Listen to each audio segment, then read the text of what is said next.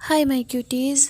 कैसे हो आप सब लोग? आई होप आप लोग ठीक होंगे एंड बढ़िया होंगे। I am your Anjali story teller and जो हमारी स्टोरी चल रही है आई होप कि आप लोगों को पसंद आ रही होगी। आई नो शॉर्ट टाइमिंग है बट कुछ टाइम बाद मैं बढ़ा दूँगी टाइमिंग। तो चलो स्टोरी स्टार्ट करते हैं। उससे पहले एक शायरी इस स्टोरी की है जो तारा फील करती है नैना के लिए।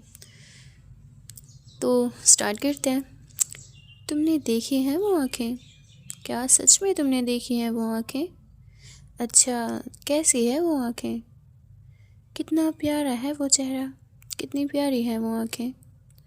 और ऐसे वैसे को क्यों देखे वो, ऐसी वैसी है क्या ये आँखें?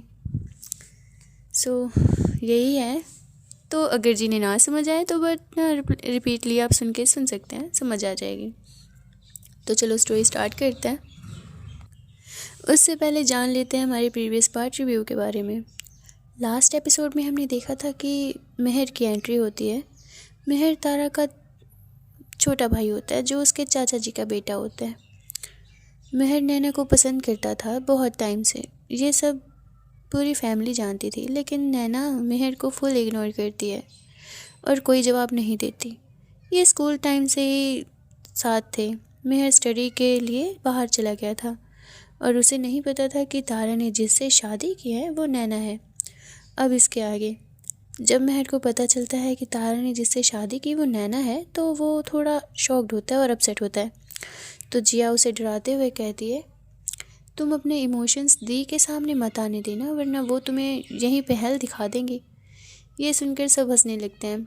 तो तारा के डैड बोलते हैं, बेटा मेहर, तुम तारा का गुस्सा तो जानते ही हो, है ना?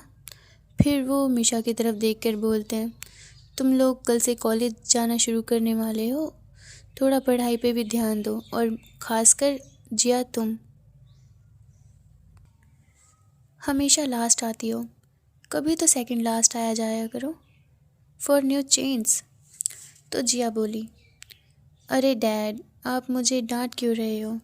आपको तो पता होगा कि बच्चों में उनके पेरेंट्स के ही क्वालिटीज़ आती हैं एंड आई थिंक कि मेरे में आपकी क्वालिटी आई है। अच्छा तो ये बात है, ये तारा के डैड कहते हैं।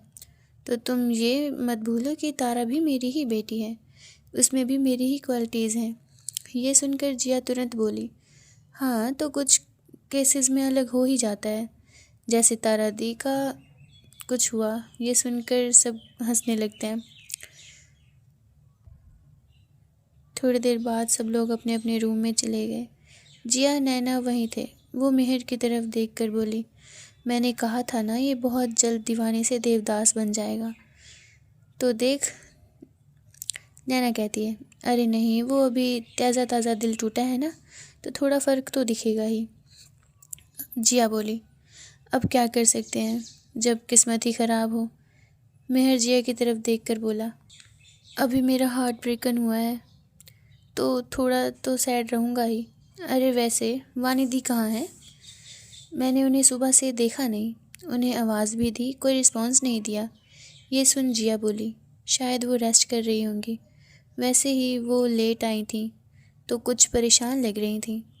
फिर नैना बोली, तुमने उनसे पूछा नहीं कि उन्हें क्या हुआ है?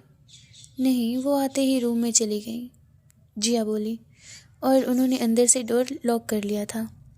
तभी मेहर बोल पड़ा, अरे नथिंग, डोंट वरी अबाउट, उनकी दोस्तों में कोई अनबन हो गई है, शायद कोई फ़ाइट हो गई है, कुछ बहस हो गई होगी, जस्ट चिल, इट्स इजी।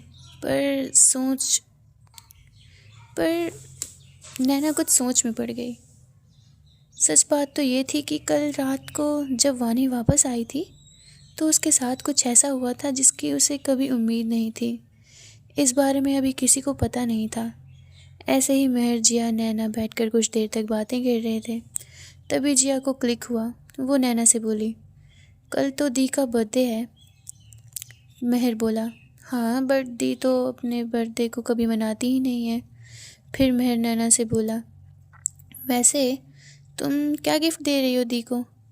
ये सुनकर नैना ने अपने बातों पर जोर देते हुए कहा, मैं इस शादी को निभा रही हूँ, वही काफ़ी है।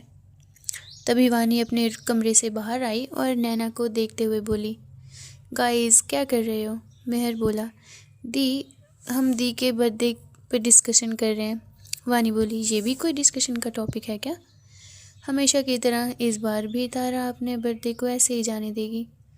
मुझे तो समझ नहीं आता कि तारा ऐसे क्यों हो गई है।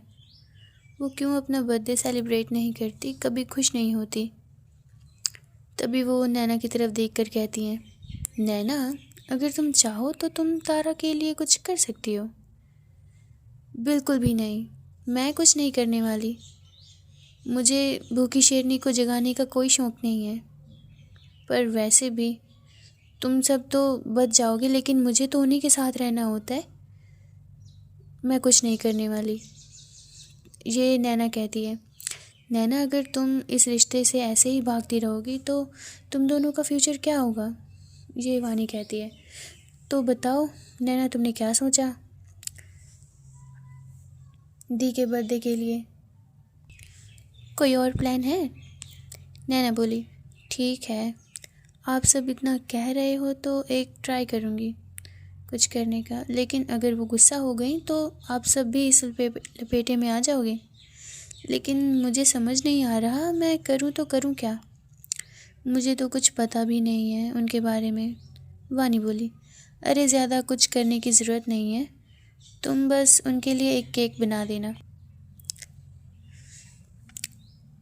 जिया ये बात सुनकर हंसते हुए बोली, फिर से इसे कुछ बनाने के लिए आप कह रही हैं? कल जो हलवे का हाल हुआ था, जो आपने हलवा खाया था, वो कम था क्या?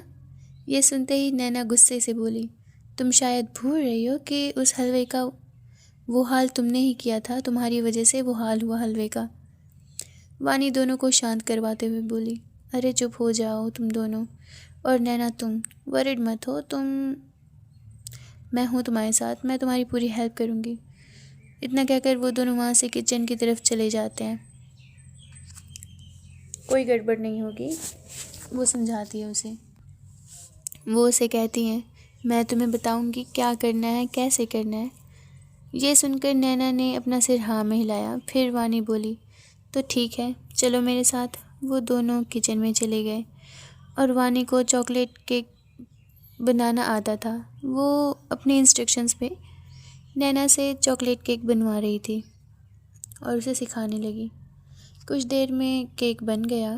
तभी वानी केक देखकर बोली, लो नैना, केक तो बनकर रेडी हो गया है, लेकिन तारा को तो अभी आने में वक्त है, वो रात में आएगी कहीं। तो ऐसा करो, तुम इस केक को अभी फ्रिज में रख दो। नैना वानी की बात सुनकर केक लेकर फ्रिज में रखने के लिए चली गई, लेकिन फ्रिज में जगह नहीं थी, इसलिए नैना ने केक को फ्रिज की जगह फ्रीज़र में रख दिया। फिर नैना वानी के पास आई और पूछा, दी, जिया कह रही थी कि आप कल किसी बात को लेकर परेशान थी, टेंशन में थी। वानी नैना की बात सुनकर थोड़ा हैरान हो गई और हकलाते हुए बोली, नहीं, ऐसा तो कुछ नहीं है, ऐसी कोई बात नहीं है, वो बस मैं थकी हुई थी और कुछ नहीं। नैना ने कुछ कहा नहीं तो वानी बोली, अच्छा ठीक है नैना, अब मैं अपने रूम में जा रही हूँ, तारा आए तो तुम ये केक ले जाना, ठीक है? ठीक है दी, आप जाओ, रात होती है। नैना अपने रूम में बैठकर तारा के आने का वेट कर रही थी। तभी रूम में नैना को एहसास होता है कि जैसे तारा आ गई है। वो उसके लिए उठकर तुरंत डोर के पास चली गई। उसके डोर के पास आते ही वो डोर खुला और तारा अंदर आ गई। तारा नैना को देखकर थोड़ा रुक गई। वो होता है ना, क्वेश्चंस वाली नज़रों से उसे देखने लगी। तभी नैना तारा के सामने जाकर घबराते हुए बोली, मुझे आपसे कुछ कहना है। हाँ कहो। Happy birthday. नैना के ये कहते ही तारा को हंसी आ गई, लेकिन उसने नैना को शो नहीं करवाया और उसे पूछा, ये क्या भला ऐसे कोई किसी को बर्थडे विश करता है क्या? तो नैना बोली, आपको तो पसंद नहीं है ना बर्थडे सेलिब्रेट करना, और आप तो गुस्से में भी रहते हो। तो इतना कहकर नैना चुप हो गई। ये बताओ, आज मेरा बर्थडे है तो मेरा बर्थडे गिफ्ट कहाँ है? और तुम्हें पहले से पता था कि आज मेरा बर्थडे है? तारा की ये बात सुनकर नैना खुश होकर बोली, आप 1 मिनट रुको, मैं आपका बर्थडे गिफ्ट लेकर आती हूँ। ये कहते हुए वो वहाँ से भागकर किचन की ओर चली गई, जिसे देखकर तारा स्माइल करने लगी। तारा ने किचन में जाकर फ्रिज से केक निकाला। नैना ने किचन में जाकर फ्रिज से केक निकाला और केक लेकर रूम में आ गई और सामने रखे टेबल पर रख दिया। तारा ने उसे कट करने के लिए बोला। फिर एक बार तारा ने नैना से पूछा, क्या यही है मेरा गिफ्ट? नैना बोली, हाँ, इसे मैंने खुद अपने हाथों से बनाया है। तारा बोली, ठीक है, तो चलो इसे जल्दी से कट करते हैं। लेकिन जब उसने कट करने के लिए नाइफ़ उठाई तो वो केक कटा नहीं, वो पूरी तरह से जम चुका था। अब इश्क़ दी चाशनी के आगे के एपिसोड में क्या होता है, ये केक क्यों जम चुका था और अब इस बार क्या गड़बड़ कर दी थी नैना ने, ये जानने के लिए बने रहिए हमारे साथ हमारे इस स्टोरी में। तब तक के लिए चैनल को सब्सक्राइब कर दो। वीडियो को अगर लाइक नहीं किया और ऐसे ही सुन लेते हैं आप तो प्लीज़ वीडियो को लाइक और कमेंट सेक्शन में, यार ऐसे छोटी छोटी गलतियां तो होती रहती हैं इतने बड़े बड़े शहरों में, तो अगर मुझसे कोई गलती होती है तो प्लीज़ कमेंट सेक्शन में बता देना। तब तक के लिए